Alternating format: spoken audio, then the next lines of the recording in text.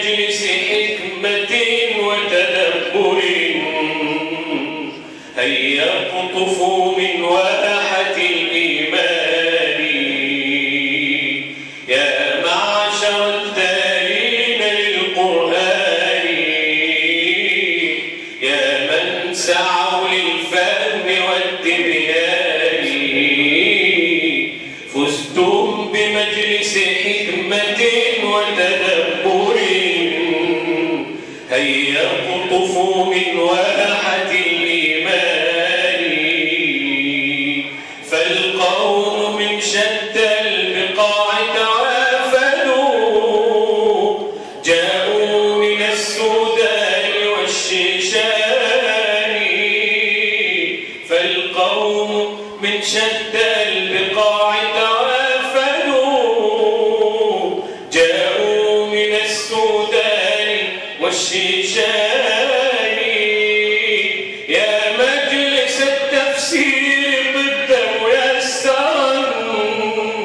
في مسجد الفتح الكريم الشاني طابت جماعتنا وطابت عشرة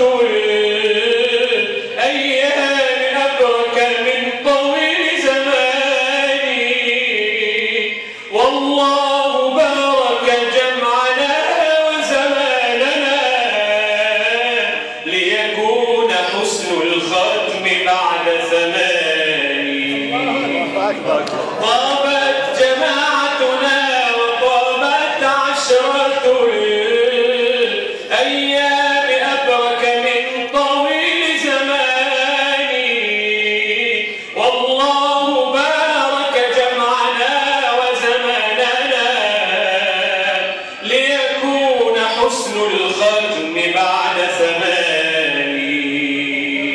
يا ربنا ثبت الموازين الذي جمع القلوب على هدى الفرقان واجعله مجلس رحمة وسكينة وامنن علينا فيه بالغفران فقه عبادك في كتابك واجزنا حسن الثواب وأكرم التجان فقه عبادك في كتابك واجزنا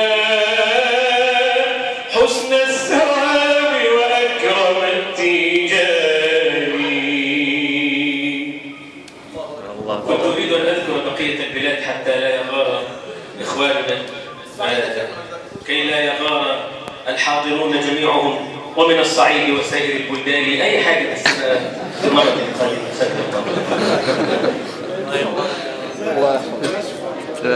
أشكر فضيلة عبد الله كامل لو كان يذكر شيئا من الأبيات التي قالها في الشيخ الحويني جاءت أسئلة كثيرة وطلبات كثيرة تطلب شيئا من هذه القصيدة التي نظمتها في